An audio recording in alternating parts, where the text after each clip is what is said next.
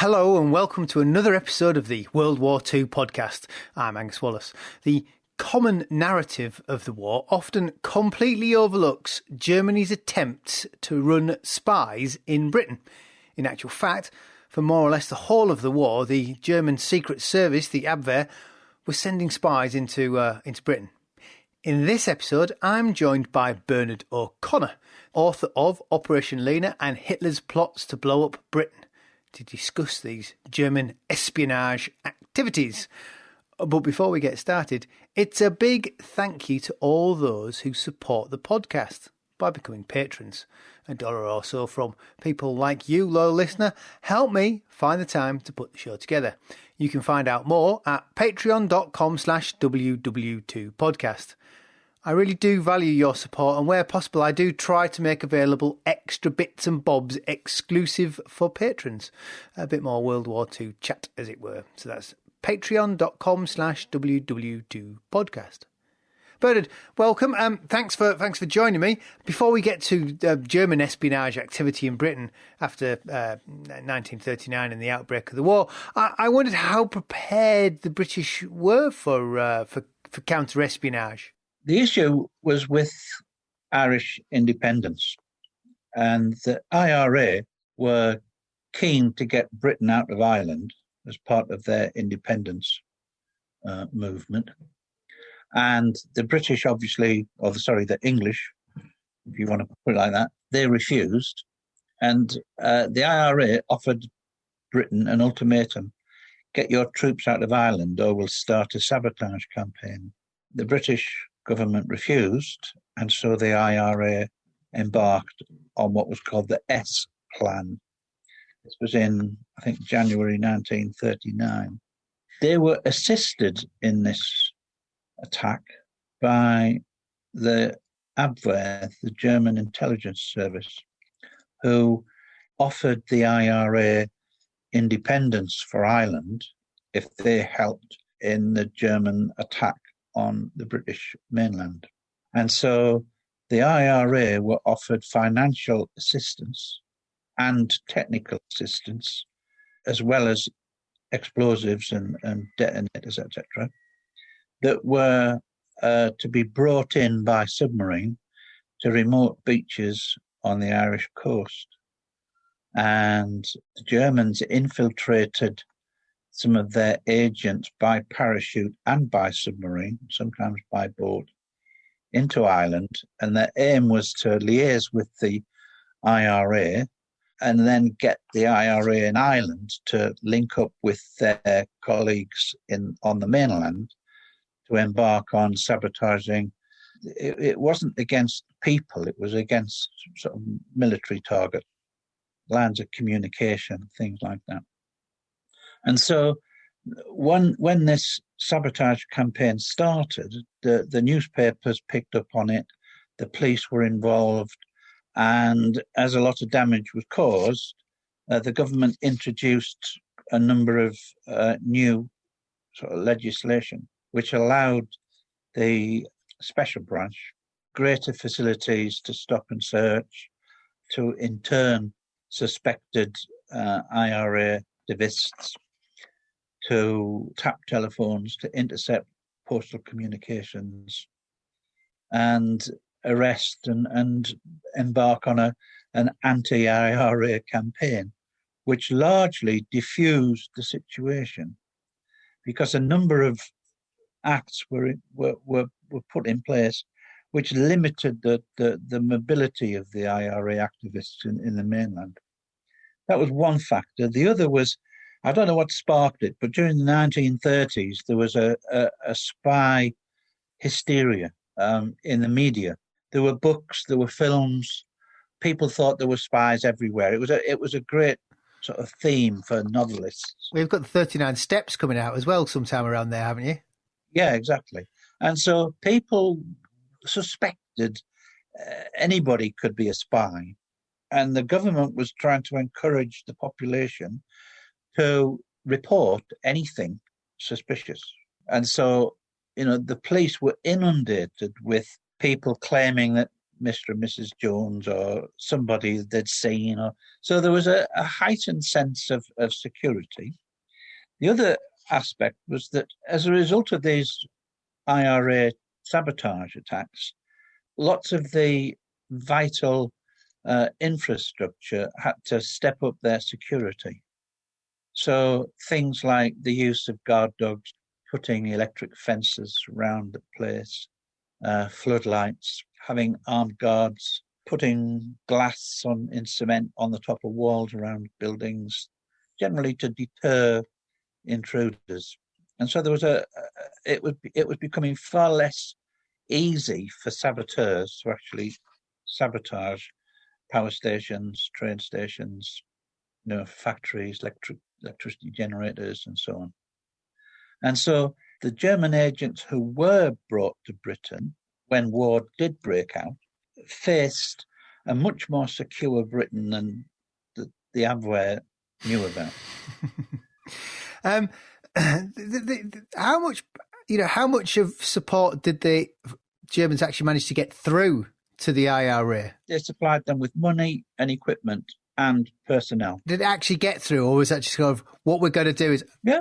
See, that's the story that you don't hear. You don't hear of it. Rather like in Britain, we have people who are researching minority groups.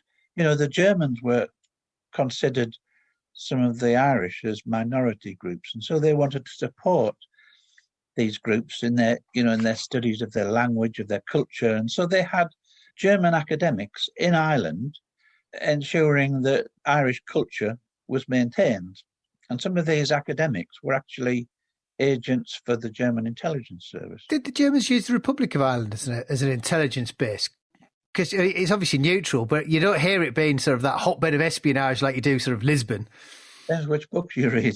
The other interesting thing is that they had a degree of success with the IRA, and the Abwehr then considered that if they succeeded with the IRA, they might equally succeed with the Scottish Nationalist Party and the Welsh Nationalist Party. And so approaches were made to them. They needed people who could sabotage industrial targets in Wales and Scotland. You don't. I mean, certainly you don't usually think of the Welsh Nationalists as necessarily a militant bunch. They weren't. But the Germans hoped they would be. But they do recruit. They recruit. Is it Arthur Owens quite early on, don't they? Yeah. Is he 38? Yeah. And he's the main Welsh nationalist agent. Yeah, but he agreed to work with MI6. How did the Germans go about recruiting a Welsh nationalist in 1938? Okay, I think he was a businessman working in Hanover or somewhere, maybe something to do with the docks, trade and import-export. And they offered him a lot of money for intelligence on what he could get about targets in Wales. He then agreed to work for the British and informed them. And so the British wanted him to keep up his links with the Germans and then report back on what he learned. And so he was effectively a double agent. I was going to say he's quite a successful double agent as well. We had a lot of successful double agents from the British point of view. The selection process wasn't good. Many of these agents, having parachuted into a field in Cambridgeshire, walked into the nearest police station and handed themselves in. Their aim was to escape Nazi domination in the country where they were living. They were given a lot of money, they were well fed, they were given nice accommodation, they were entertained, they were trained. And then, it was quite exciting to be a spy, whatever, and then to be put on an aeroplane, dropped into Britain, and they knew that if they handed themselves in, they'd be looked after and be safe for the rest of the war. And they wouldn't have to fight. Obviously, this comes back to something that all the way through I kept thinking here that what the Germans seem to lack when they're recruiting is they seem to overlook is motivation. They're possibly on the right lines with the nationalists, but they seem to recruit people who are more motivated by either escaping Germany who play along or by money. Yeah, a lot of it was by money. Sometimes it was with drugs. But the difficulty they had was that there weren't a lot of Germans who could pass as English. And so they had to rely on English-speaking people in France, Belgium, Holland, Norway, Ireland, whatever, who they could then train. But the problem was that they weren't Nazi enough. So they had an awkward challenge. Well, then you've got some historians argue that the Abwehr deliberately sent in inferior agents, knowing that they wouldn't succeed, but because they had to be seen by the upper echelons of the German military to be doing something. So Canaris apparently was anti-Nazi, but he had to be seen to be doing something. And so sending in all of these agents was relatively successful, but the intelligence that they received in return wasn't bona fide. It was largely British intelligence. Well, that's it, because they do send Owens a radio, don't they? And so he is actually, even though he's now working for, is it MI5 that run him? Yeah. People like Owens, what are they feeding back to the Germans? Okay, so there was all sorts of deception going on. So part of it was related to D-Day. I mean, from very early on, Churchill realised that to defeat the Germans, we had to invade France. The point was to ensure that the invasion had a chance of success. You had to have enough time for there to have a bridgehead created. And that would require days and days for enough troops to be sent over and to be in place. And so the point was that they didn't want the Germans to know exactly the points of the invasion, where the landings were going to take place. So a lot of this deception was to convince the Germans that we were going to land on the southwest coast of France. And that then meant that the Germans had to ensure that the southwest coast of France was very heavily guarded. So they had panzer divisions based down there, expecting an invasion. Equally, we had intelligence being sent out to the Germans to convince them that the invasion was going to take place in Pas-de-Calais. And so the Germans had a lot of troops stationed there, expecting this imminent invasion, which didn't happen. So when D-Day did land in Normandy, many of the German divisions weren't in the right place. And that then allowed the Allies to build up their forces to then expand into France. Some of these double agents based in Britain were instrumental in ensuring that those German defence divisions didn't reach Normandy in time. Yeah, presumably feeding back information of wrong troop movements from different ports and things like that. Yeah, they were reporting that there was a build-up of troops on the southeast coast, thinking that there was going to be invading in Calais. What are the Germans? Because there's a lot of activity early on in the war. They seem to drop a lot in that 40-41 sort of time slot. What are the Germans asking of their agents to do when they come in? Is it literally just spying? Are they asking to sabotage? A mix of both. I mean, you had espionage going on and sabotage. And in some cases, agents were expected to do both. So some were supplied with wireless sets with which they were expected to contact their masters back in, whether it was in France or Belgium or Germany, and supply that intelligence. And they also used these wireless sets to arrange for parachute drops of more supplies and more agents and more money. Certainly there were attempts to drop agents to sabotage industrial and military targets in Britain. I mean, what I haven't been able to find is any attempts to contact pro-German people within the British community. So Hitler had support from certain groups within Britain. And I would have thought that some of these agents would have been expected to make contact with them to get support. But I didn't find that in the documents that I looked at. Or that sort of information was redacted. When MI5 and MI6 go through these papers, they remove anything that's potentially embarrassing for the government.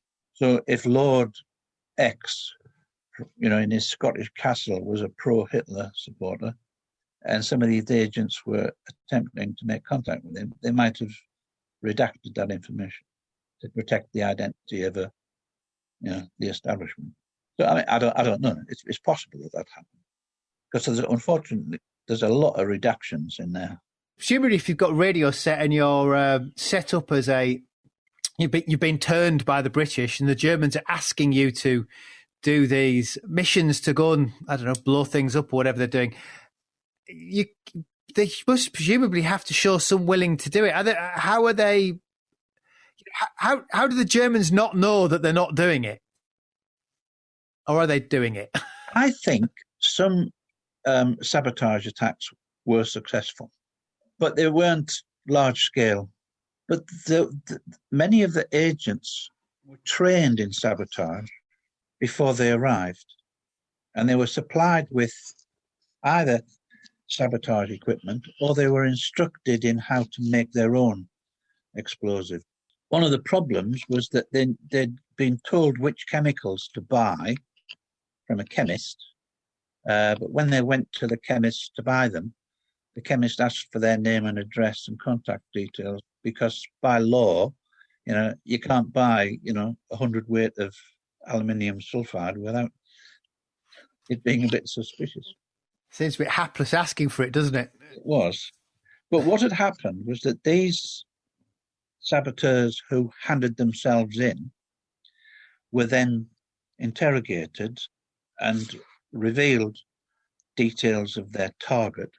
Because the Germans weren't aware that the agent had been captured, if they came with a wireless set, they persuaded the wireless operator in the group to send messages back to say that they were active and that they were planning to attack the target.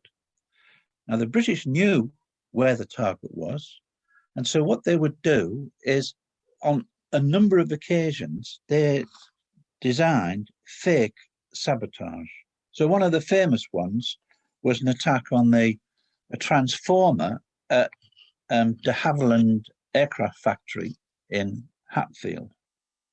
And that was where Eddie Chapman, the agent Zigzag, was sent to blow up this transformer. And so what the British did was they employed what was euphemistically called the magic gang to design a blown-up electricity transformer, like out of papier-mâché and wood and cardboard, whatever, and paint it to look like it was blown up.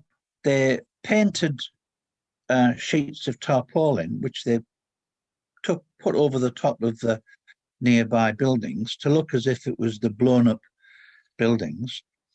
They made replica bricks to look like they'd been blown apart from this building, so that an aerial photograph of the site would look as if the damage had been done, that the saboteur had been successful.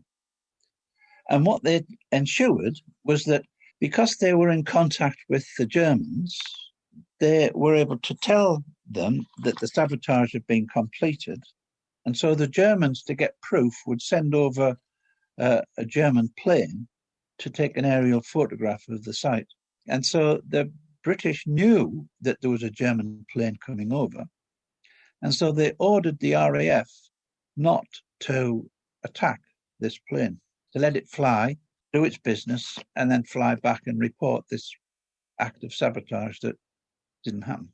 And the other interesting thing was that, they would then try and persuade the newspapers to report these fake sabotage.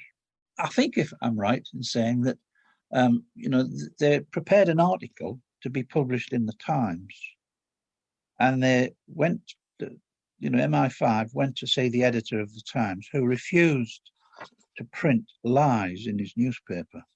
And so they went to the Telegraph. And they did.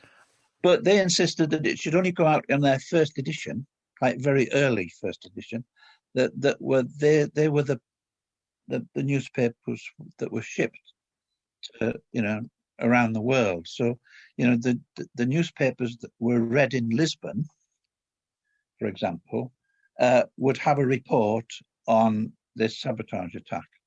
But the British people who got their newspaper in London, that report wasn't in.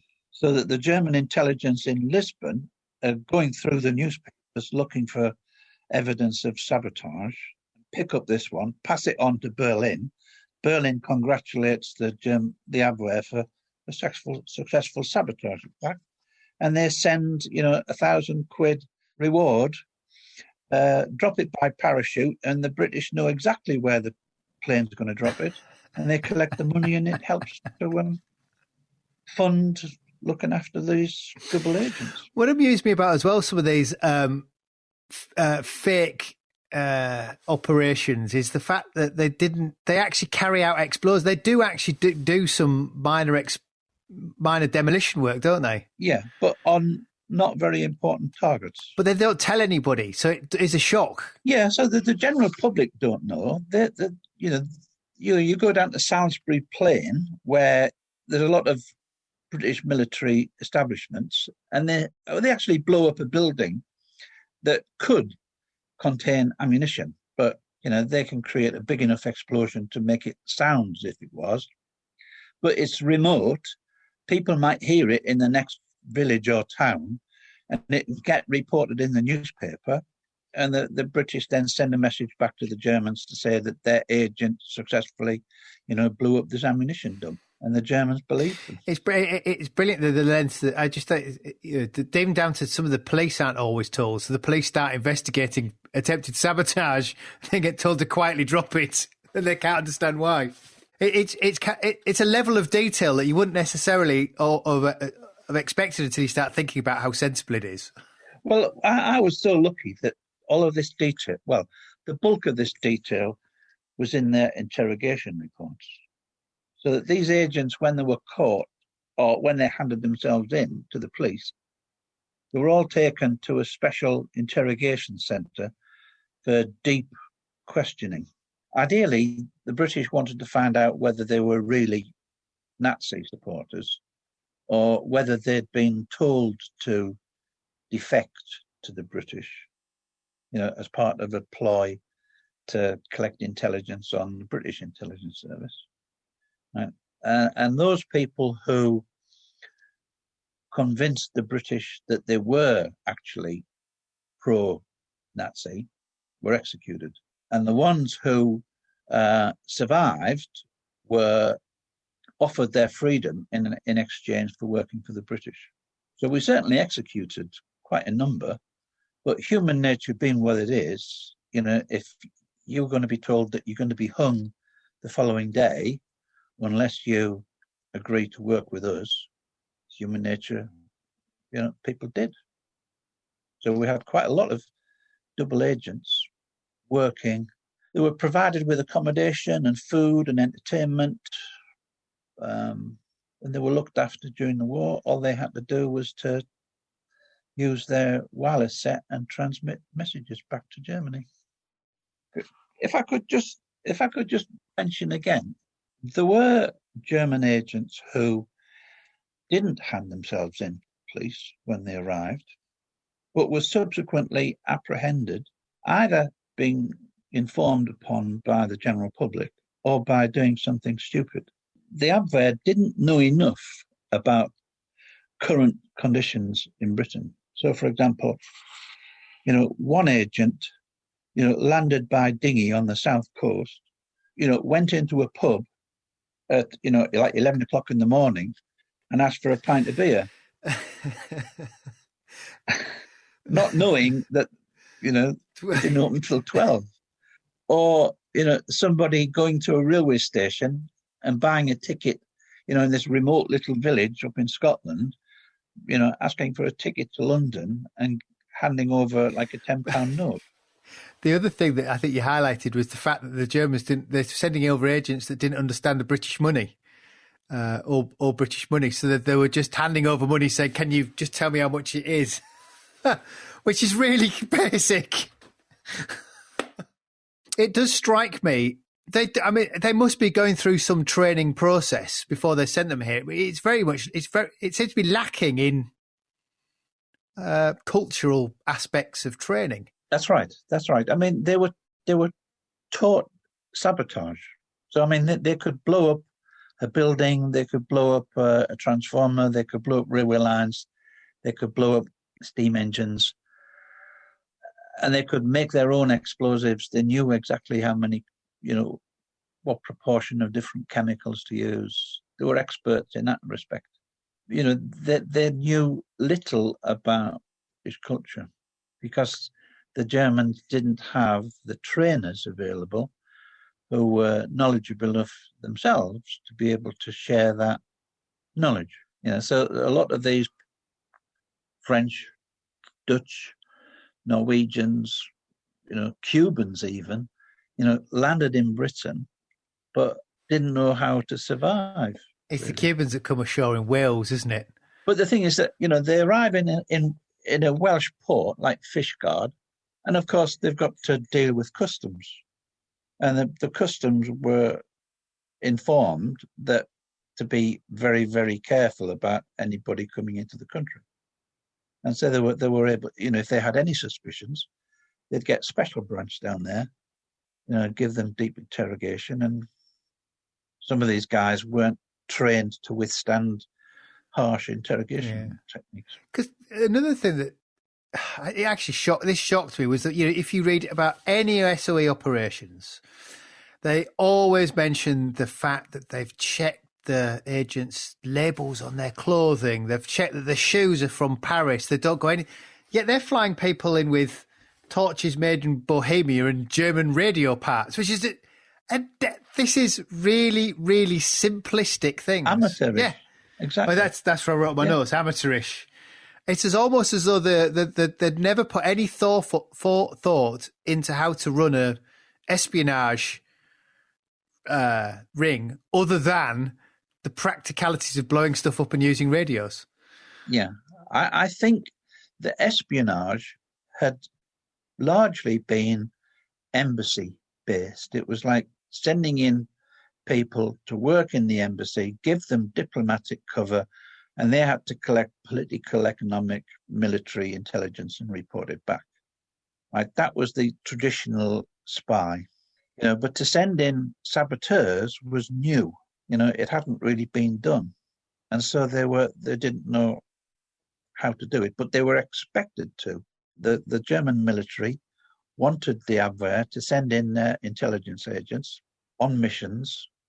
And so the Abwehr did and reported wrongly their successes. I think we said before we started that you totted up around 40 agents that you were aware of they successfully get in. I think the largest operation they're mounting is Operation Lena by the Germans. Is that in 40 from 1940-41? 40, yeah. It was part of their invasion plan. Having invaded France and Belgium and Holland, there was also a plan to invade Britain. And to make their invasion successful, they needed people on the inside to liaise with the German forces when they landed. And so some of these agents were how we could describe as pre-invasion espionage. So it was to provide intelligence for the newly occupying forces when it happened. But of course, Operation Lena didn't happen because the Battle of Britain blew so many of the Luftwaffe planes out of the sky that they didn't then have the aerial support to implement a successful naval attack. So all of these agents were sent in, but didn't have really a successful time. It's quite a big operation. It's about 20. All right, so it's about around 20 agents. So it is quite a big sustained effort in a relatively small period of time. I made a note that the Captain Mannerings of this world seem to be picking up. There seems to be a lot of home guard picking them up, which obviously gives you an instant direct connection if you're British with Dad's army picking these people up. Don't tell him, Pike. Their training didn't include parachute jumping. They were given a lecture on how to land. And so many of them landed and then sort of broke their ankle or broke their leg or, suffered injuries, knocked themselves out, so they were caught, or were in pain and had to go to hospital. I did make a note of Schmidt and Bjornsson, the Danes at parachuting, and Bjornsson breaks his leg and Schmidt has to leave him in the woods. We kind of, if one gets picked up, the British are surely aware that there might be another in the area, so you can double down on trying to pick them up. Well, only if you talk, only if they talk. If it's your mate, you might not dob him in it. That's true. These people who are coming in, the British, when the British put people into France, there was a chance of them getting back out. They flew missions to pull people out again. Did the Germans have ends to these missions? They just went in. Not that I recall. They did. I think they had plans to drop ammunition and explosives on the Welsh coast around Oxwich Bay, but I don't think it included picking up any agents and taking them back. So it was largely a one-way mission, in the expectation that a German invasion would mean that they would then be safe. So they were sent hoping that they would be overrun by invading German forces. They were given a lot of money to occupy themselves with. Too much money, really. Well, I was saying that in itself, it surely warrants suspicion when you've got somebody operating with money in a world in Britain that's often operating on coupons rather than money. See, again, you stand out like a sore thumb. So they had to rely on the black market, and of course, you start, spending a lot of money, you're going to attract attention to yourself. And if you haven't got connections already, how do you find the black market without giving yourself away asking for the black market? Because it also surprised me how tenacious the Germans are. They're still dropping people by 44. So clearly they think they're getting results still. They thought they were getting results because the messages that they were getting back from their agents who were sending them British-inspired intelligence that was all being passed on to the high command in Berlin. And Berlin was putting in requests for more, operations. And so the Abwehr continued doing that. But I think some of the some in the upper echelons of the German military were critical of the Abwehr. They didn't believe that they were very successful in Britain. And it was true. After the war, what happens to an ex-double agent? Yeah, good question. That sort of information wasn't really available, whether they'd be given British citizenship or whether they'd be deported back to Germany. I don't know. Could have been the information that was redacted, in their files. Because they could have been given a new identity, a small holding in the Midlands, and expected to get on with their life. It's because it's slightly peculiar, if you've been a German agent, to be sent back to wherever Belgium or wherever. What did you do in the war? Why weren't you fighting with the Belgians in the British Army with the Belgians? I guess it might be slightly different for the Danes or something. I don't know. I only had really one question. I think we sort of covered it, but if we were going to sum up, why are they so? Is it that the Germans were unsuccessful, or was it that the British were actually very successful? I think the British were very successful. That was probably the prime reason, in that there were in place. There was legislation in place. There was also far more security conscious from the general public and around all the vital, infrastructure sites.